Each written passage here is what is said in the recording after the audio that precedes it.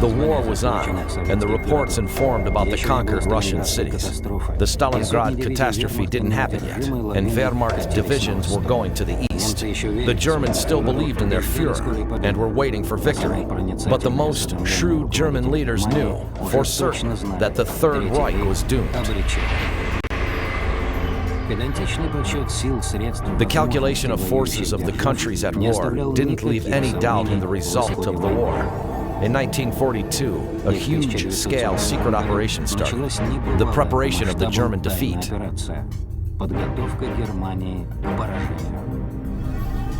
It was top-secret work. Neither Russians nor Americans should know about it. The Führer shouldn't know about it either. If historical events have logic, the leaders of that work should have disappeared and hidden themselves in the prepared shelters.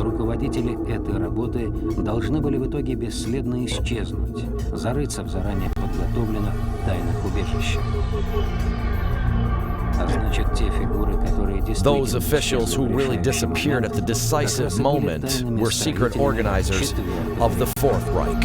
History prompts us the names of the people who in 1945 managed to avoid a bullet.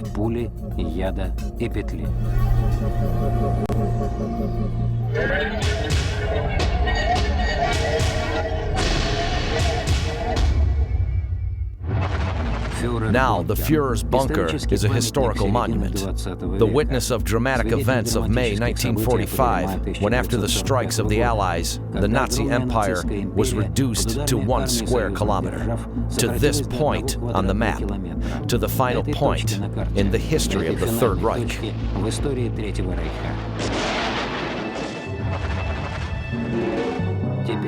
Now, guides tell curious Germans and foreigners about the last sigh of the fascist monster, about the superhumans who were hiding from the revenge, about 60-year-old events.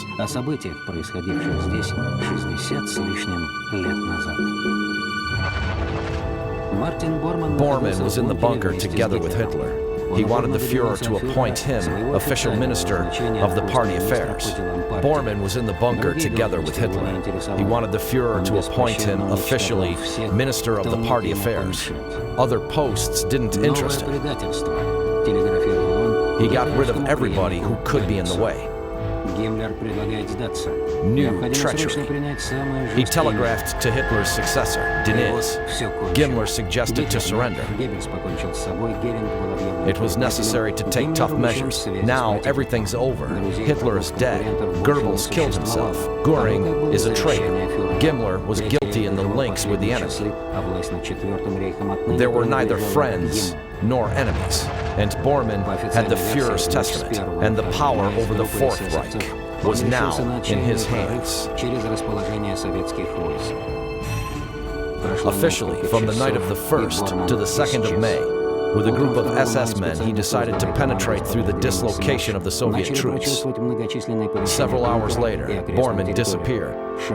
On the 2nd of May, specially created teams, Schmersch, started to search the bunker and the adjacent territory. Step after step, meter after meter, Bórman was neither alive nor dead. The archives with secret documents and the party's gold reserves disappeared together with Bórman. In Germany, the posters were spread reporting about the searches of Martin Bórman. For the information about the Reichsleiter, the Americans promised a fantastic reward, $1,000. The radio of Hamburg reported about his features. Born in 1900, joined NSDAP in February 1927. Party membership card number 60508. Reichsleiter Gruppenführer SS. Not tall, a bit chubby. The hair's thin. He really looked like a provincial accountant. He was wearing a baggy uniform and holding a thick case under his arm. But it was enough to look attentively at his face to understand that this impression was deceitful. His head, a short, strong neck, and he looked like a bulldog with strong jaws, tightly clenched lips, and a tough expression of dark eyes. This person was extremely dangerous. Everyone was scared of him. The victims of his intrigues were from Hitler's bodyguards and generals to such political heavyweights as Grimmer, Goebbels, and Göring. They said that Hitler himself was scared of him. He was hated by all generals and top leaders of the Reich. Arch-scoundrel, evil spirit, Lucifer, archangel of evil, brown Bolshevik, is not the whole list of nicknames given to him by his closest party associates. Goebbels, who was considered to be a genius, could not defeat Bormann, this uncouth, stupid, and dishonest plotter, in the struggle for the favor of the Führer. He was mysterious for everybody. They understood that he had a strong influence. Similar information was reported by the intelligence. The party machine knew who was Bormann. They received this information. That was the reason of interest. Who is Mr. Bormann?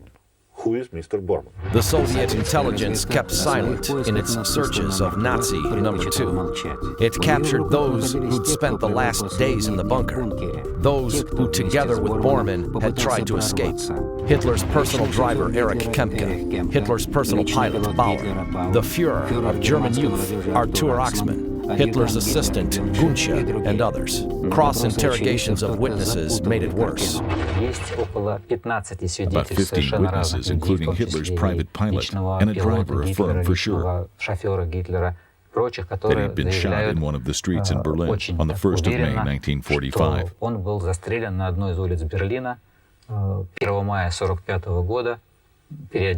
Dressed in the uniform of SS Major General, he was trying to get on the tank, which was supposed to take him away from Berlin.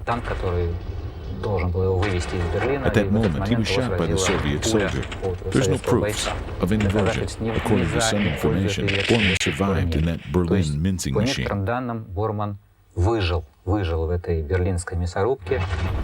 Cross-interrogation of top officials and intelligence data said the following. Top secret, to Marshal of the USSR, I.V. Stalin. I report about the message of the head of the intelligence of the First Belarusian Front about the destiny of Hitler and other state and political officials of Germany, made up after the testimony of the captive German generals. According to the prisoner's testimony, Bormann escaped in order to hand the Führer's testament to Denise, head of the Chief Intelligence Agency, General Kuznetsov.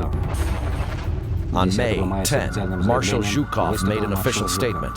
We don't know about the whereabouts of Führer's personal assistant, Bormann. The disappearance of Bormann worried Stalin and spoiled all his joy of the victory. At first sight, it doesn't matter if Germany is defeated and the red flag is fluttering over the Reichstag. Stalin realized that Bormann's disappearance is not occasional and will have dangerous consequences. Stalin knew about the attempts of Hitler's leaders to make a separate agreement with allies. The Führer hoped that Germany would be the arena of a new war. But now, between Russia and America, millions of German soldiers were still armed. Dozens of Wehrmacht divisions presented a force ready to carry out new orders. Will Bormann be the man who will give those orders? Will the Allies deal with him? Natalia Lebedeva, Doctor of History. Наши все время боялись, как бы его не использовали в сепаратных переговорах. Наши постоянно подозревали союзников в том, что они за плечами СССР могут заключить сепаратный мир. Постоянно. Stalin didn't trust the Allies.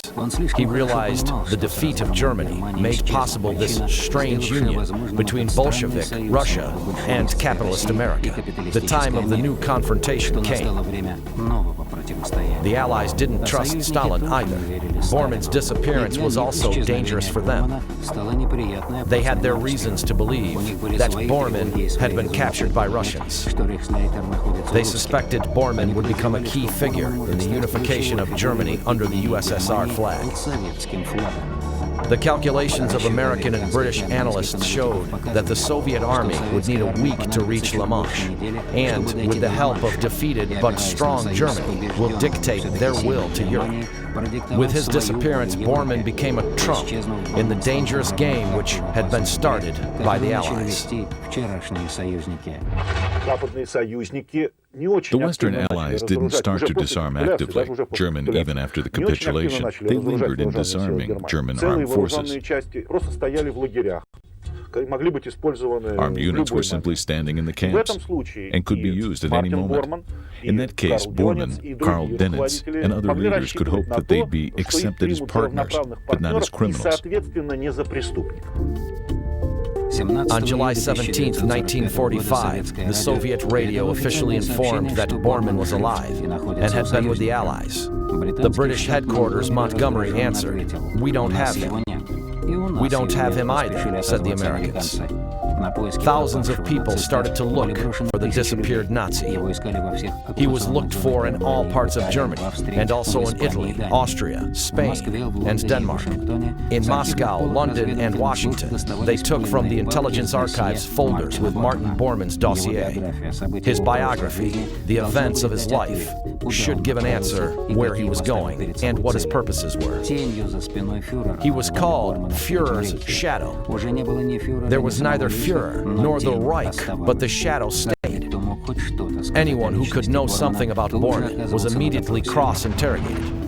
This person was one of the first who'd given evidence. He was not a tyrant. He tried to be a good father.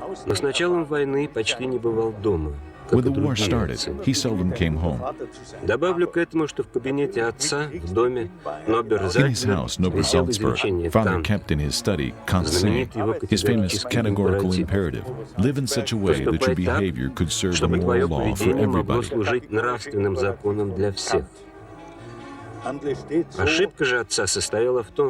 Father's mistake was that he'd chosen Hitler as an example and moral ideal.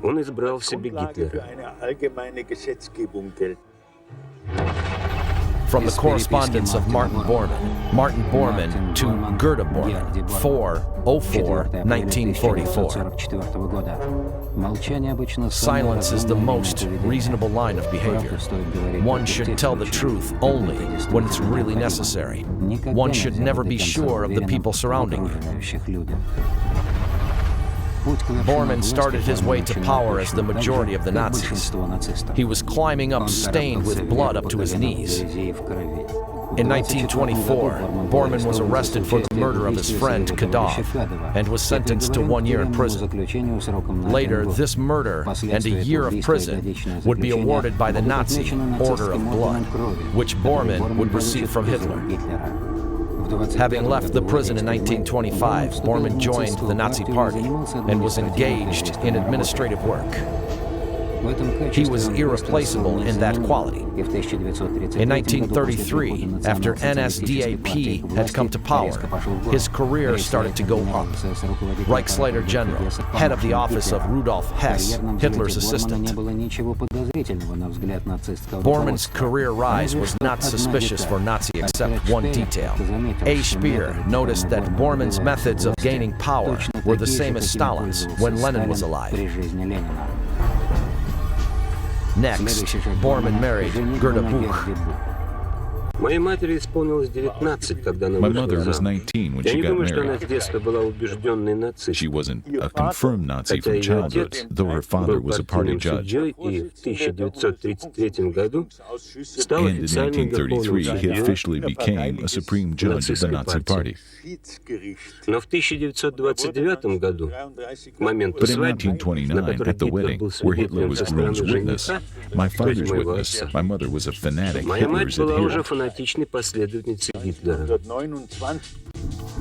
Now he found himself among the Führer's trusted persons. Borman preferred the power of Grey Cardinal.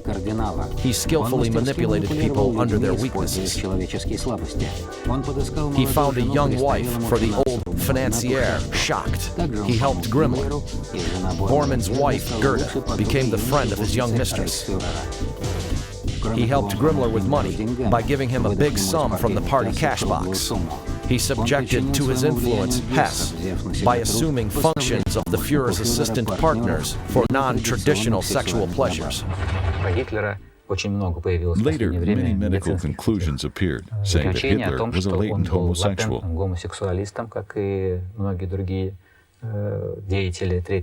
As many other officials of the Third Reich, the fact that Bormann was with him and, as we say now, positioned himself as macho and male,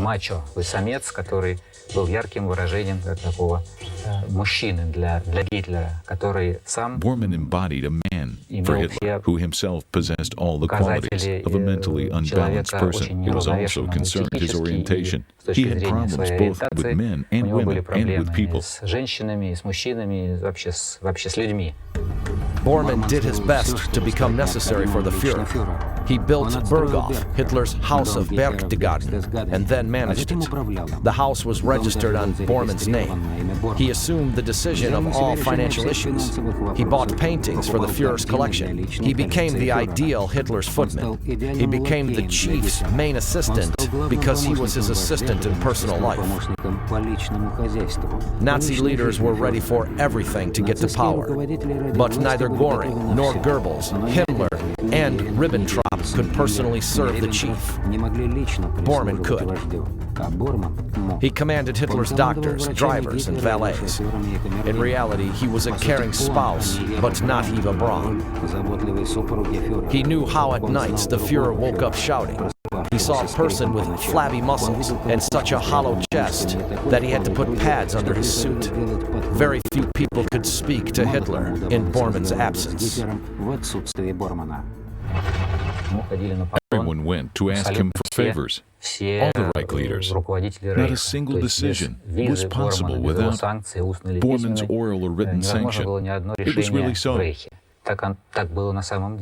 He was a devoted dog who followed Hitler, guessed his wishes, interpreted his dreams, smoothed over his weak days and softly directed lunch conversations, which sooner or later led some guests to the grave or to the sudden promotion. He made up daily schedules for Hitler. He decided whom the chief would receive. He was in charge of everything, from guarding Hitler up to making up a menu. He quickly translated into the language of orders the Führer's words and directives. Hermann Grammel, professor of the Institute of Modern History, Munich, the expert on the history of the Third Reich, says that compared to his predecessor Hess, Bormann was obsessed by the thirst for power. When Bormann came, everything changed. Everything depended personally on him. Bormann controlled Hitler. From Bormann's correspondence. Martin Bormann to Goethe, 12/12/1943. It's not good that wins a victory, but a strong one defeats a weak one. That's why we should raise in our people firmness and harden their characters.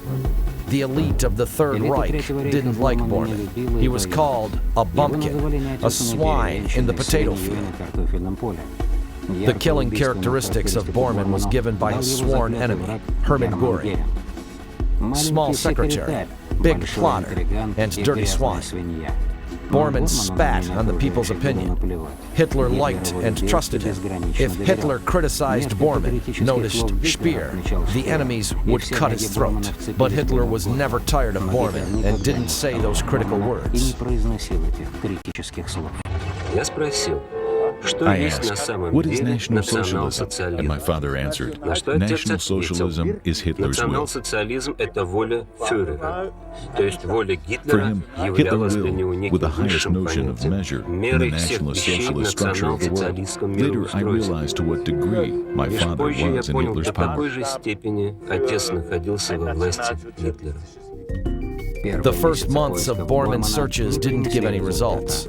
But at the end of July 1945, the German writer Ginrich Glinau said that he'd met Bormann in the train going from Hamburg to Flensburg. It was very hard to blame an anti-fascist writer in trying to make a cheap sensation.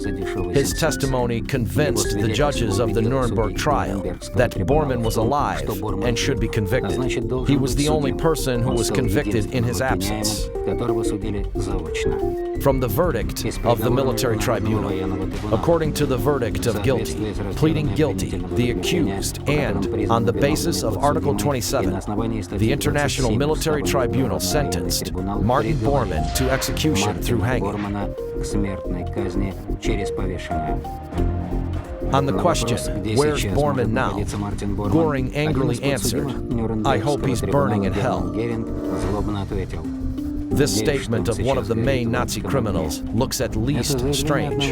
Like many others, he didn't like Bormann. Nevertheless, the latter was his party associate. Why did Göring hate Bormann so much?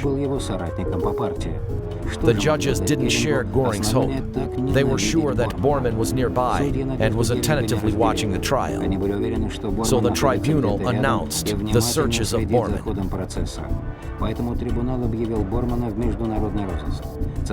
The price for the information about Bormann rose up to 100,000 marks. Messages from various corners started to come. Bormann was seen in Australia, Egypt, and Italy. Bormann was haunted to journalists, diplomats, and pilots. Bormann's phantom appeared in different places to different people at the same time, all that looked like global mystification cooked up by numerous false witnesses. Bormann was looked for everywhere and was buried many times.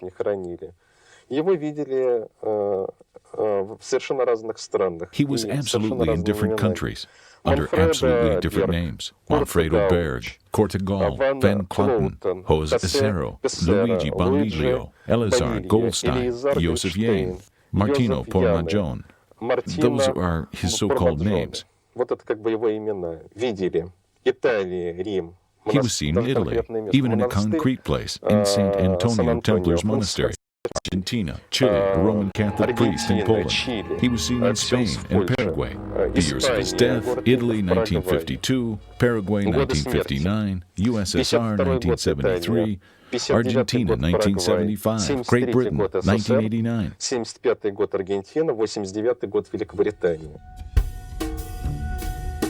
The experts in American intelligence used the technology based on the methods of studying the enemy at a distance. This technology was worked out by the expert on ancient history, the Oxford professor Ronald Simon. He managed to revive the Roman emperor by means of studying those who surrounded him. The experts' conclusions stunned the US and British leaders. The experts insisted that for many years, Bormann passed himself off as the other man and was leading a double life. During the war, the U.S. Strategical Service managed to intercept radio telegrams, which Moscow exchanged with its agents in Switzerland and in Germany. Their deciphering took years, but the results justified all the efforts. Moscow was receiving operative, secret, and important information from the very heart of fascist Germany. The agent, under the pseudonym Werther, could answer any question about dislocation of Wehrmacht divisions, described in detail their available personnel and armament, disclosed strategical and operative plans. The American experts were especially shocked by the detailed descriptions of meetings in the Führer's narrow circle. Thus, on the 12th of September 1942, Paulus came to the headquarters of Vinica to see the plan of attacking Stalingrad. A day later, a shorthand report of the meeting was in Moscow.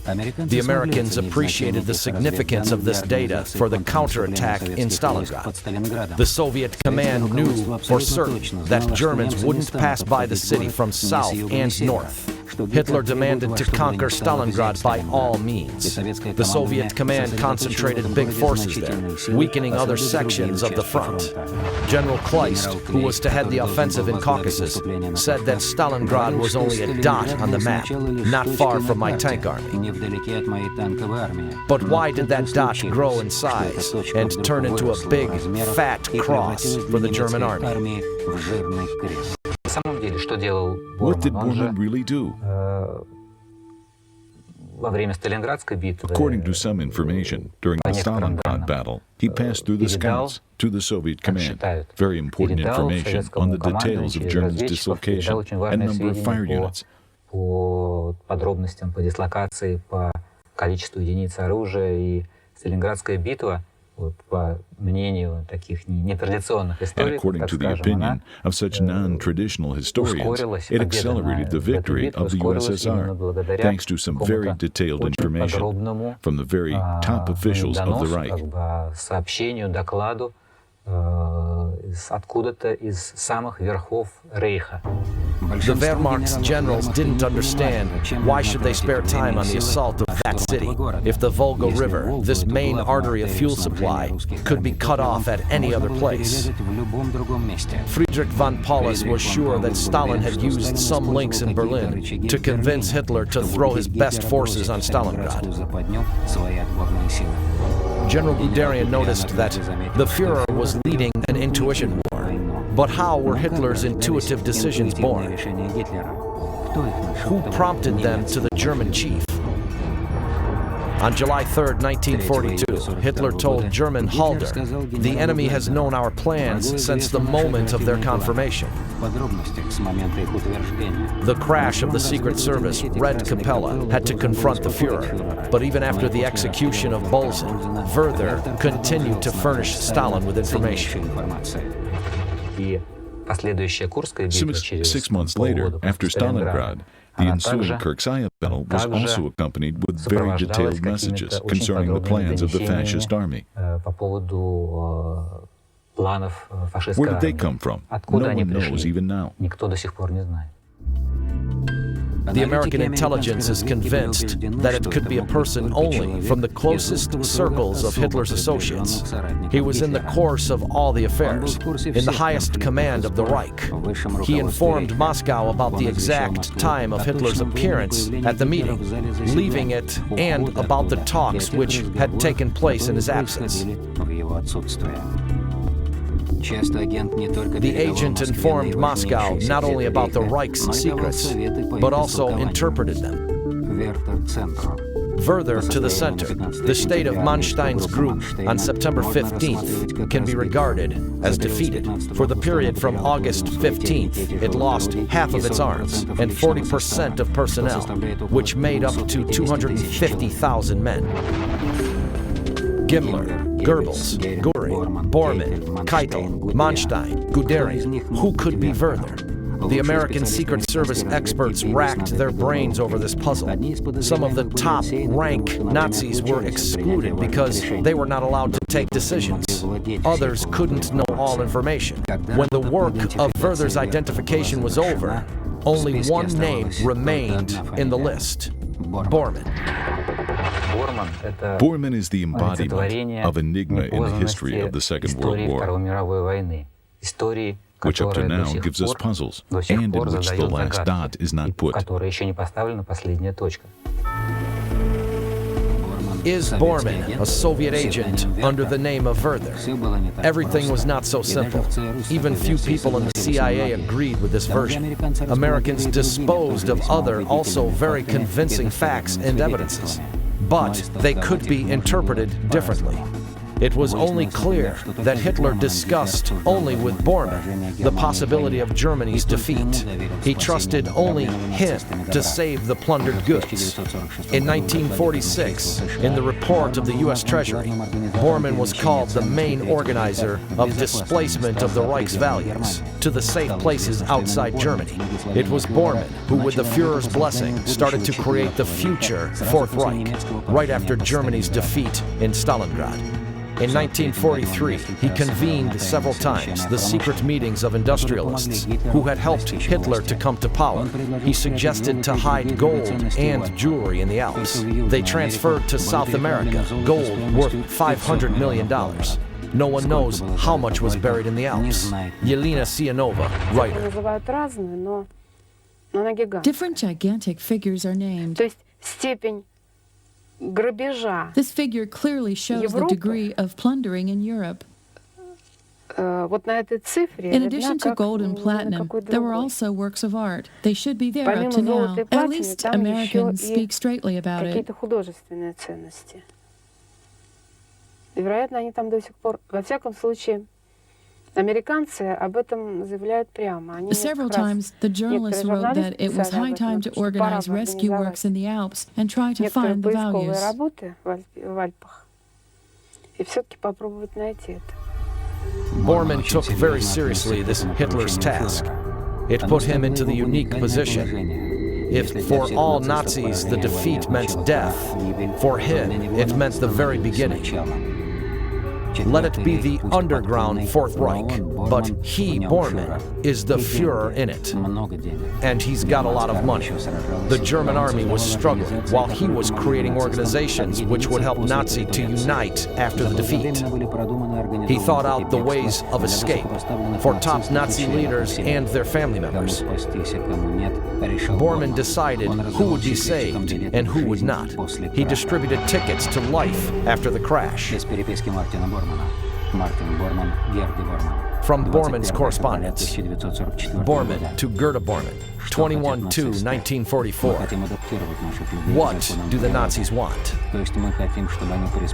We want to adapt our people to the laws of nature, to teach them to fight for their existence. Any person, animal, or plant should fight for its existence. It also refers to the whole nation. The successors of this SS Brotherhood, those so-called Deutsche Gemeinschaft, which also had a subsidiary, the Spider. It's a spider because all that web, all those spider legs, were scattered all over the world. All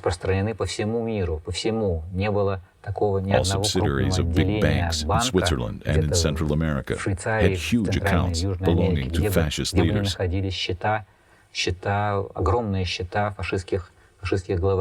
In 1961, Bormann's stay in South America became an undisputed fact. A person who was responsible for the Jews issue, Adolf Eichmann, was seized by the Israeli agents and was put to trial in Jerusalem.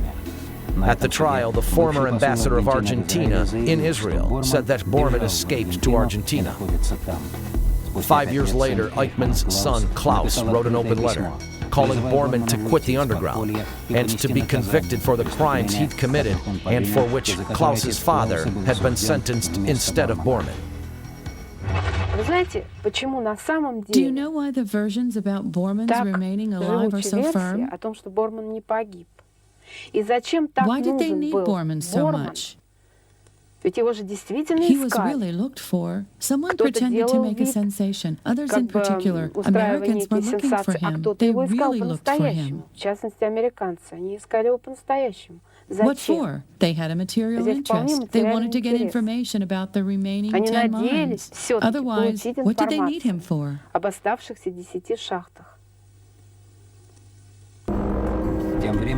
The Nazis of the Third Reich who had remained alive were getting more sincere. In 1953, British Secret Services arrested Werner Neumann, State Secretary of Goebbels' Ministry of Propaganda. He said that he'd left the bunker with Bormann and added Bormann was saved by Russians. He was a Soviet spy and was going to meet with shock troops of the Red Army. Now, Bormann lives in Moscow. The German historian Wilhelm von Schramm affirmed that Adwehr was intercepting Bormann's messages sent to Moscow. Field Marshal von Paulus was sure that it was Bormann who'd been informing Moscow. During all the war, Albert Speer, who during the war headed the German industry, stated at the Nuremberg trial that Bormann's influence was a national calamity. Others used a more decisive language. Bormann was a real mole, a double agent of the highest level. Gottlieb Berger, SS general and head of Himmler's staff, had no doubts that Bormann had been Stalin's agent. Digging in Bormann's military past, the American experts found curious details. In 1942, he introduced into Hitler's headquarters his own spies. Keppen and Heim, who were constantly with the Führer, were ordered to put down secretly Hitler's every word. all his talks and ideas on the concrete military themes. Soon, Bormann went further.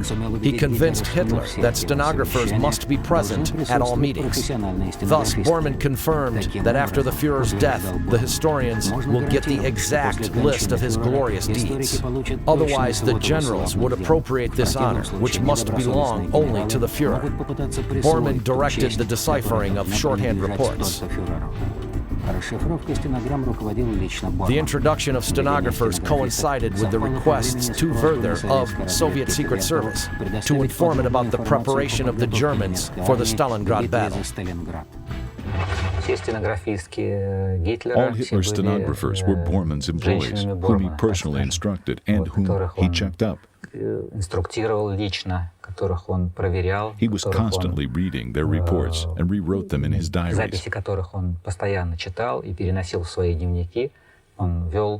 He took notes on cardboard plates, which were rather thick. The witnesses who were in the Reich office during the last days, he was constantly writing on such cardboard plates or on the thick paper. Then he put everything into big suitcases. The most convincing proofs of Bormann's spying activity were presented by Gielen, head of the West German Secret Service and head of the intelligence in the Eastern Front. One of the people saw on the newsreel a report about a football match in Moscow. Among the viewers, he recognized Bormann. The tape was checked up in Gielen's agency and made a conclusion that it was Bormann. Soon, a scandal happened, as a result of which Gielen's statement acquired a different meaning. In his agency, Soviet agents were found. They occupied high posts and had access to top-secret information. This story made the Americans remember the year 1945, when Gielen surrendered to them and tried to attract their attention with his microtapes containing data about German secret services in the USSR and Eastern Europe.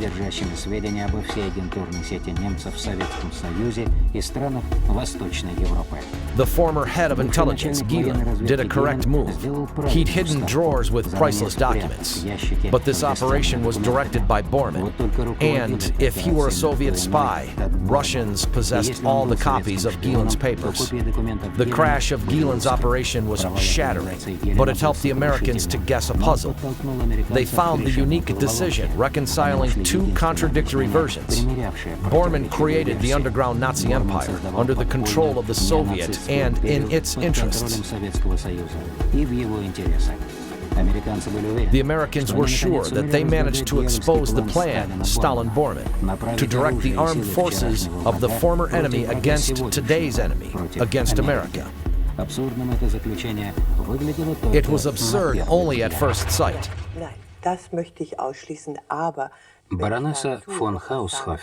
Baroness von Haushofer, granddaughter of the scholar Karl Haushofer, said that her grandfather, who'd advanced a theory of winning living space for Germans, didn't think that it would be realized in life.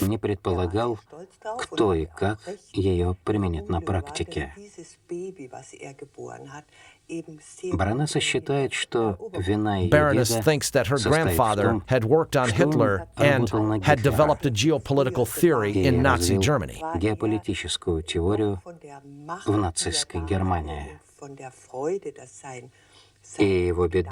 His trouble consisted in the fact that his ideas had very well fit in Hitler's plans on the conquest of the world.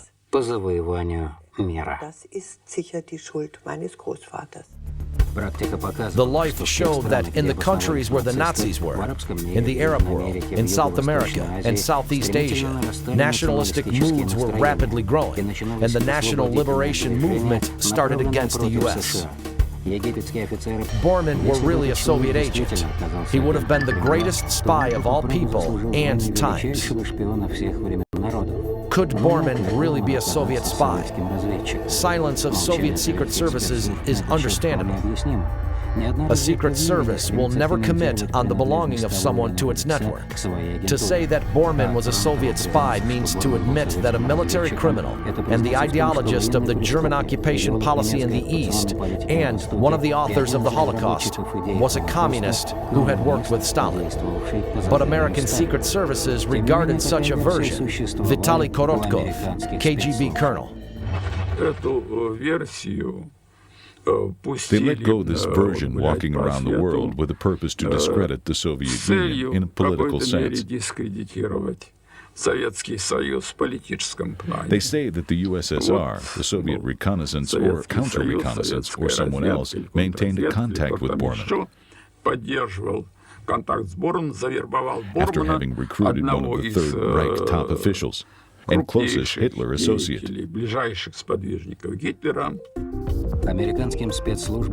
The Americans built up a logical version of the life and work of Martin Bormann, SS Reichsleiter, Gruppenführer, and Hitler's personal secretary as Stalin's agent in the Third Reich.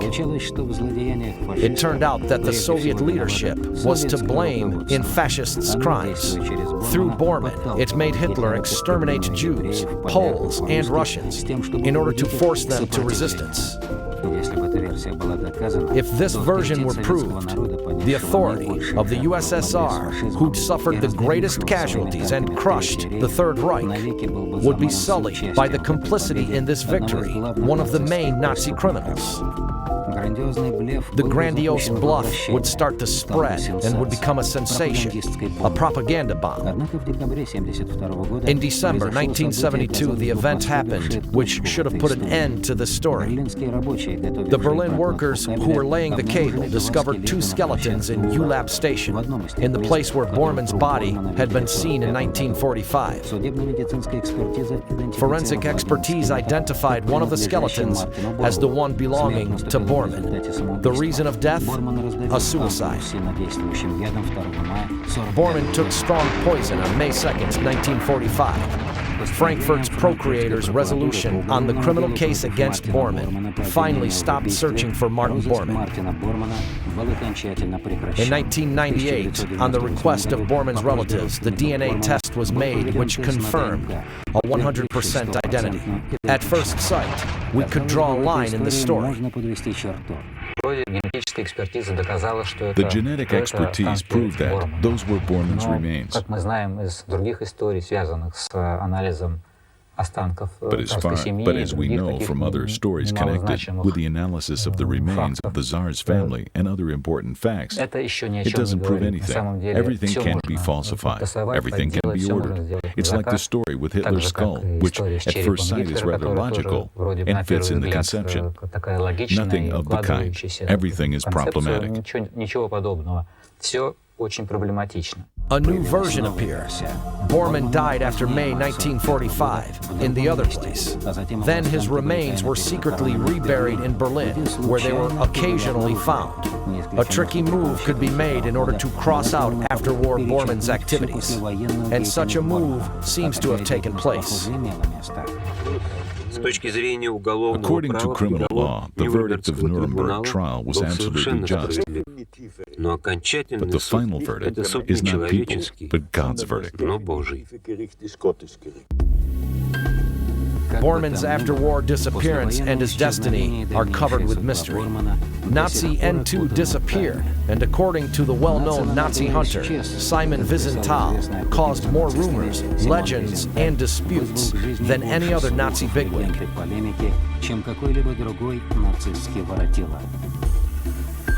In August 2000, his remnants were anonymously cremated, and his ashes were dispersed over the Baltic Sea.